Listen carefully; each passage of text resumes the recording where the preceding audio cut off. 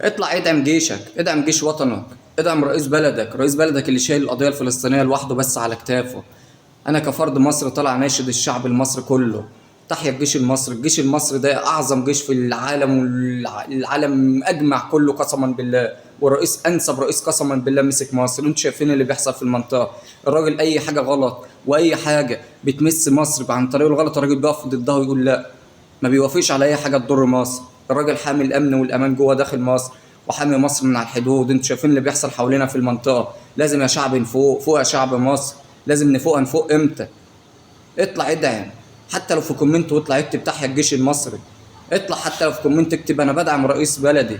اطلع ادعمه، اللي واقف ضد العالم اجمع لوحده عشان يحافظ عليك ويحافظ على ارضك ويحافظ على الوطن العربي كله. هو الوحيد. خلي بالك، هو الرئيس الوحيد. هو الرئيس الوحيد، وبكررها تاني وتالت ورابعة اهو. هو الرئيس الوحيد اللي واقف في وش القضية الفلسطينية، اللي واقف بيدعم القضية الفلسطينية. هو الرئيس الوحيد. لحد دلوقتي الجيش بتاعه هو الصامت. الراجل ده كان عارف اللي هيحصل من فترة من الزمن، والدليل انه سلح الجيش وقوى الجيش عشان عارف ان كل بلد بتتقاس قيمتها وقوتها بجيشها. تحيا جيش مصر العظيم، تحيا الرئيس عبد الفتاح السيسي. انا بدعمك يا ريس، انا بدعم جيش بلدي.